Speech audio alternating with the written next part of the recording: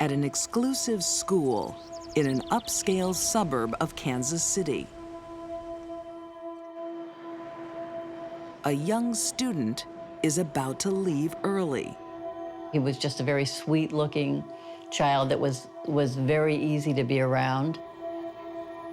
But this is no ordinary boy.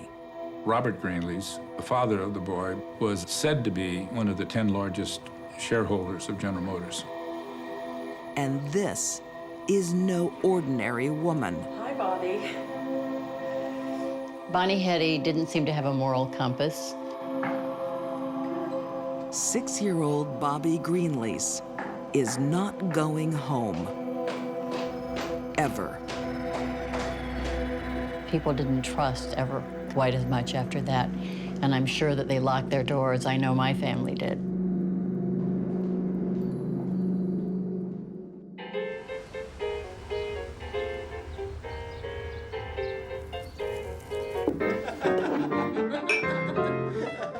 It's 1953, and post-war America is booming. As for Bonnie Hetty, she's turning tricks for $20 a time in her attic when she's not drinking. She serviced 150 men over 2 or 3 years. And all was going well until she met a man named Carl Austin Hall. Bonnie has one failed marriage behind her. But Carl, 10 years younger, looks like a real catch. Oh, is that all you come in here for, my money? No. Bonnie was Carl in female form, and Carl was Bonnie in male form. Well, then. Not all. With a lot in common, they click from the first day. They both came from money. They both squandered it. They both became alcoholics, which was a huge part of their life. Need more liquor, baby doll? Yeah, will you get me some cigarettes? And of all Bonnie's tricks, If you're a good girl. Carl is the only one who wants to stay. When Carl Austin Hall turned out to be the man who really warmed up to her after meeting, within 2 or 3 days, he moved in with her. Author John Hedenry says Bonnie is easy prey for a manipulating man. He sizes her up instantly as, you know, somebody who's not going to give him a lot of trouble, who's pliable, who's a drunk, and who will do what he wants her to do. Carl once had a rich inheritance and spent it all.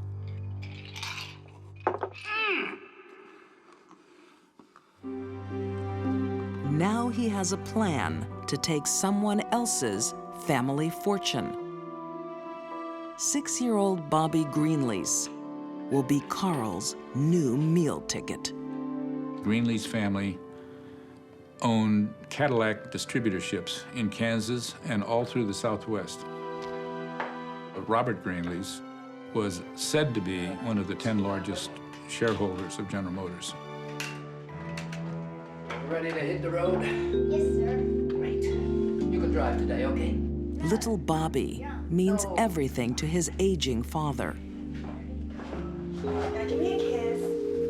A lot of people were quite aware of the fact that Mr. Greenlease was quite old when Bobby was born, and that Bobby was sort of the apple of his eye. Pat Lidzenich went to school with Bobby Greenlease in the 50s. It was an innocent time. Kansas City was an easy town in which to be a child. You felt totally safe. You could ride your bike anywhere, take the streetcar or the bus. People didn't lock their doors.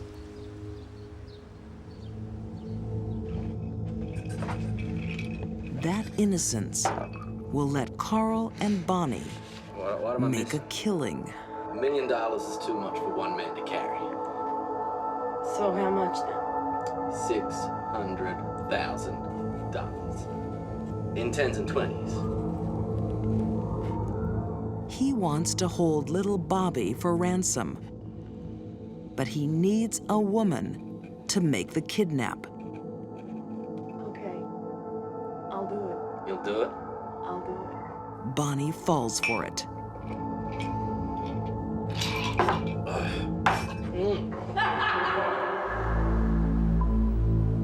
It will be a brazen kidnapping in broad daylight.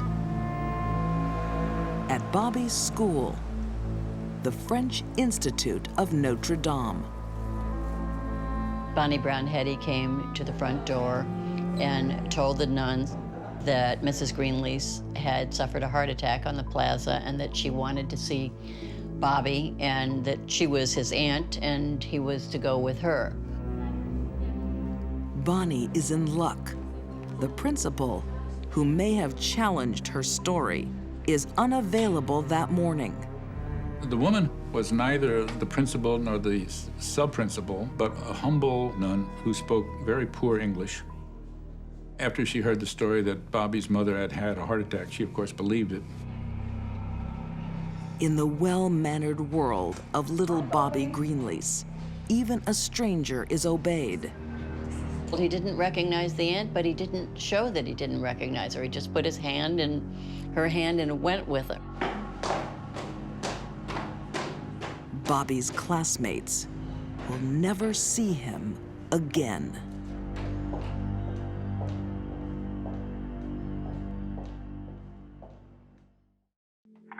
Now we've got little Bobby. Virginia Greenlease and her husband, Robert, have shocking news. Is he all right? Their 6-year-old only son has been abducted from school. The kidnappers demand $600,000 for his freedom. At that time, the biggest ransom in U.S. history. Please, just want you to know that we'll do anything, whatever it takes. Good, good. Thank you, Mr. Green. Carl Hall and Bonnie Hetty have chosen the perfect target. The rich parents are ready to deal. We just want our boy back. Please don't hurt him. Robert Greenlease and his wife were willing to give $600,000, the equivalent of $10 million in today's money, to this kidnapper, whoever he was. And they would go along with everything. They did not want the police to get involved in the least. The Greenleases believe their money will save their only son. But Bonnie and Carl won't be keeping their side of the bargain.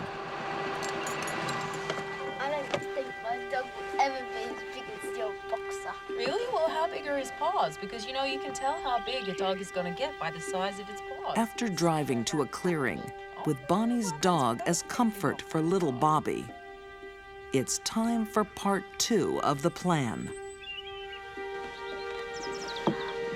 Where are you going? I'm just going to take Chloe for a walk. You stay here with Carl, okay?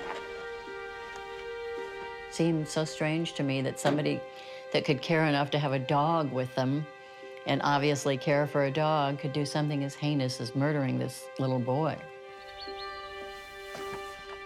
Carl thinks Bobby will give them away if he's returned alive. Come on, Chloe, let's go for a walk. You stay here with Carl, okay?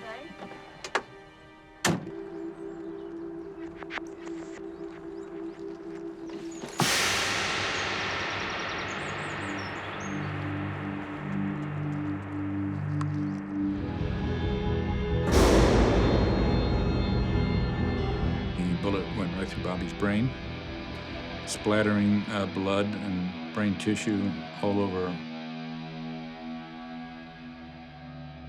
It was a mess. A brutal murder scene. The bloody murder of a 6-year-old doesn't seem to shock Bonnie. Whatever instincts she has for children vanish with her first marriage. She wanted a family once, but her first husband doesn't. She got pregnant not once or twice, but 11 times. And each of those 11 times, her husband forced her to have an abortion. It is then Bonnie starts drinking. It's too early for you to be drinking. Yeah? Perhaps to dull the pain. And what have I got to live for? Bonnie wanted children very badly, but had one abortion after another. And then eventually said she became to hate the idea of children. I'm guessing that was nothing more than a defense mechanism to help her deal with the fact that she had allowed herself to have 11 abortions. Now, Bonnie's scarred psyche is under the control of Carl Hall. 1, 2. Cruelly, they string along the distraught parents.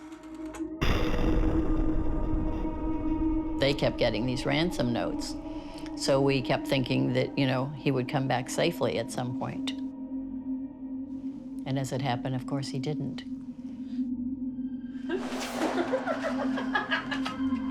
The Greenleases pay the ransom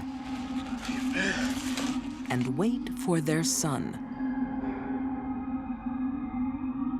He never shows.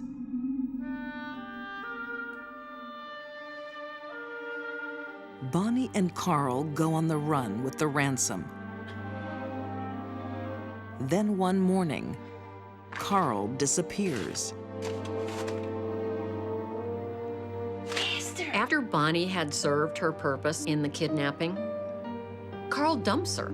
He leaves her drunk in a hotel room with a couple $1,000s and takes off. Carl goes on a drunken spending spree that attracts police attention. Under pressure, he confesses everything and leads police back to Bonnie and a tiny grave under a flower bed in her backyard. He was a very trusting child. That's exactly how Hetty described him afterwards. That he just took my hand. He was a very trusting child.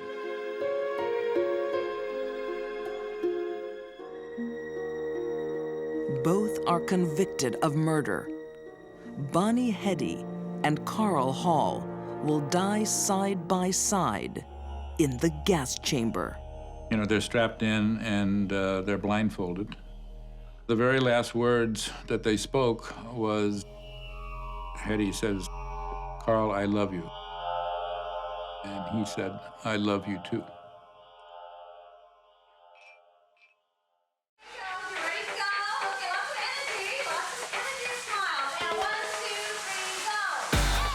Morgantown, West Virginia, 2005. Former star cheerleader Michelle Michael loves being the center of attention.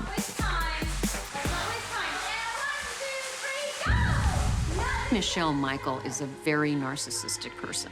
For the narcissist, life is all about them and how do they look to the outside world. Everything had to be perfect, but it wasn't. Okay, cut. Claire, that wheel needs to go along that line. That was nearly right. 28-year-old Michelle is married, but she's looking for a new man. She wants a richer one. Michelle Michael's standard morals was very lax. She slept with a lot of people during her life. At the hospital where she works as a nurse, Michelle has her sights fixed on a handsome young doctor. Give me a J. Give me an I. Give me an M. Give me an M. Give me a Y. Jimmy Michael. Jimmy!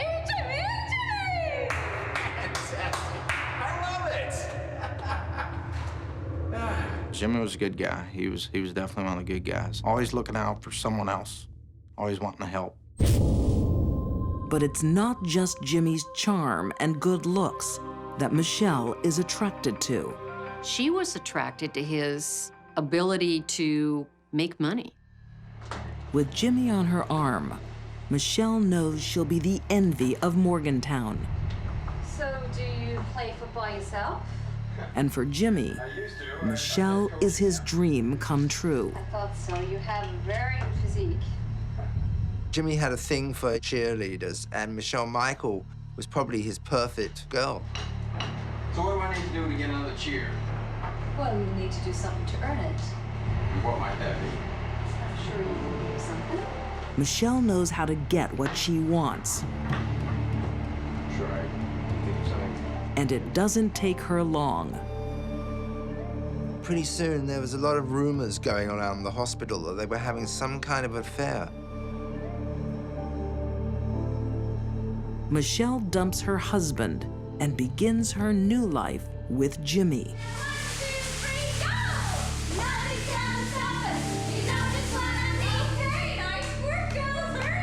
Michelle and Jimmy get married. He's doing well financially. They buy the dream house. Michelle starts to decorate it, get it just the way she wants, that whole image thing. Image was everything to Michelle. Michelle and Jimmy look like the perfect married couple for now. Hello, Philippa. After they'd been married a couple of years, Jimmy decided he wanted to start his own business. Jimmy leaves his job at the hospital to open a private practice. Well, your eyes are sparkling. It's something he's wanted to do for years, and he puts his all into the new venture. And I'll see you tomorrow. But according to author John Glatt, Michelle wasn't so enthusiastic. He wasn't making the money that he was making before because he was kind of growing the business. And Michelle became very unhappy about that. Well, look, he's not the most skilled kid on the farm. And it's not just the money. With Jimmy focused on his new business, Michelle is no longer the center of attention. What's that you're drinking there, Bob? Scotch. Scotch? In a Jim Beam glass. Man, he's Scotch. And she shows her unhappiness by openly flirting in front of him.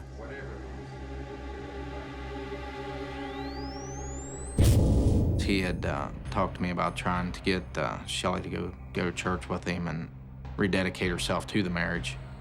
I don't think things were working out that way. Michelle is out of control. As soon as Jimmy's back is turned, she starts an affair with one of his employees. And she does it in their marital bed. I think he had tried. Close friend Reggie Hours says Jimmy had no idea why his marriage was failing. He could honestly say he had tried to make things work. One day, he learns the truth. Jimmy was tipped off to Michelle's affair by someone sending an anonymous note. They put it in her mailbox saying, "Keep your whore off my husband." Oh, get out. I'm getting changed. Been shopping again? Yes. We can't afford this crap. You've got your own business, and I can't afford to buy new underwear. Who are you buying this stuff for anyway? Get out. It's not for me. We haven't had sex in months. Are you cheating on me? No. Are you cheating on me? Get out.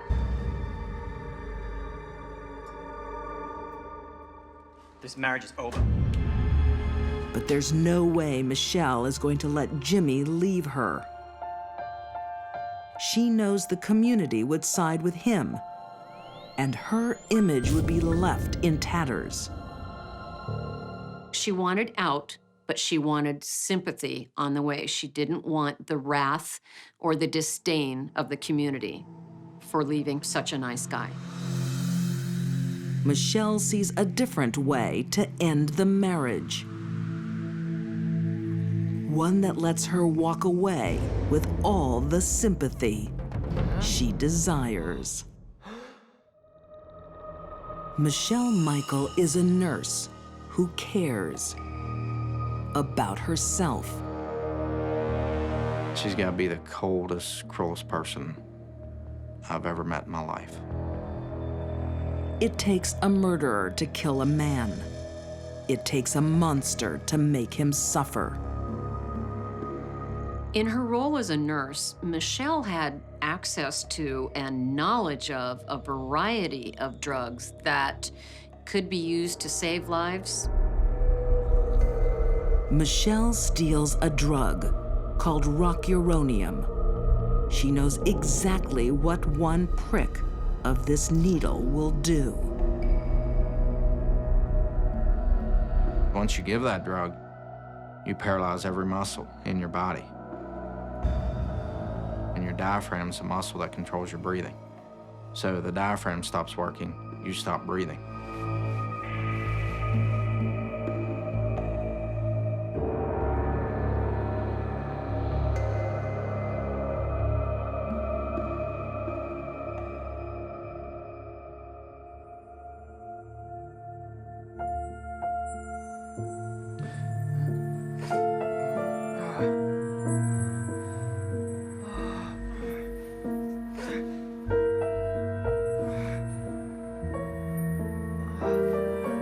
You could still see, you still know what's going on around you, but you can't move, you can't breathe, you can't talk, and you lay there and suffocate.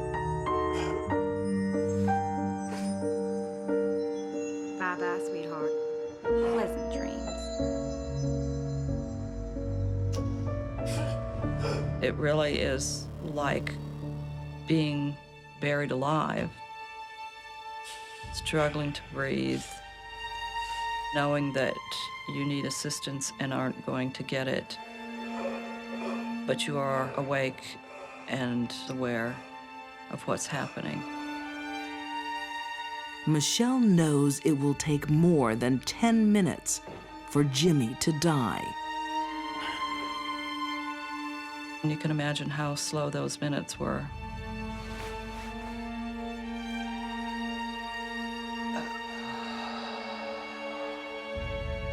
Michelle leaves her husband to suffer a slow, lonely, and agonizing death.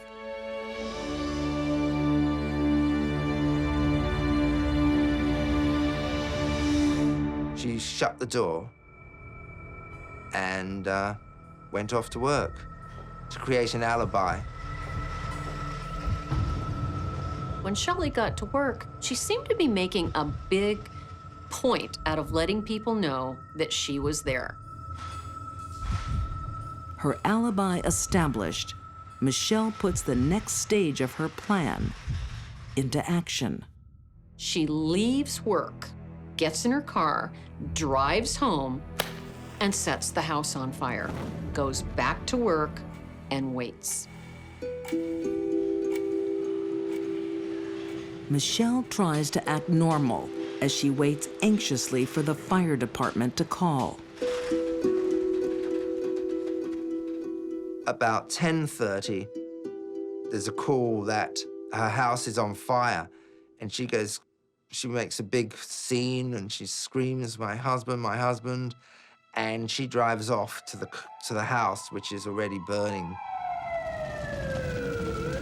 Michelle arrives home to a dramatic scene, ready to play her part. I live here. Where's my husband? But she doesn't quite pull it off. Witnesses are confused by her behavior. Her reactions and just her general demeanor were unusual and odd to them and did not portray a sense of loss and distress that you would normally expect. And inside, fire investigators are also confused.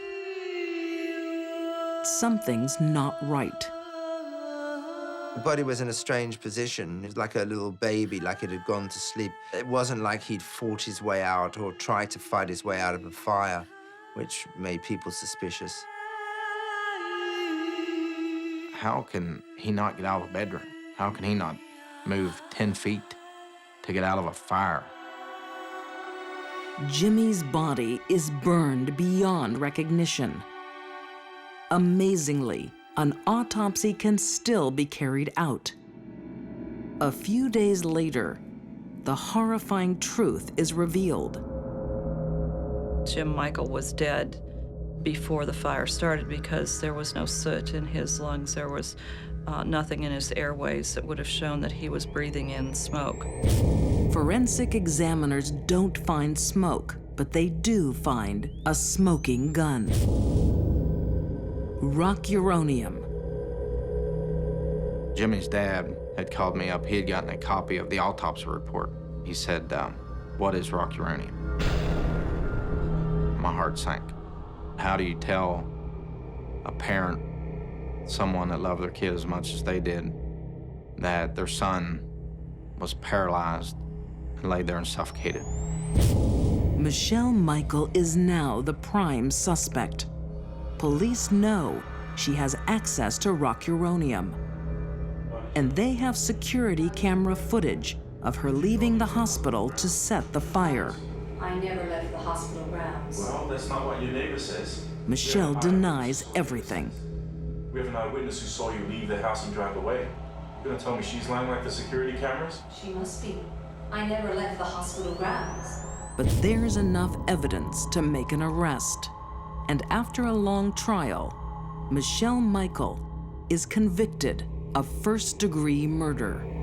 Many people have asked about this case. How can a person have done what she did? How could anyone plan to kill their spouse and carry it out in that cold-blooded way? Something's missing in her. You know, she's not like a normal person. It's just evil.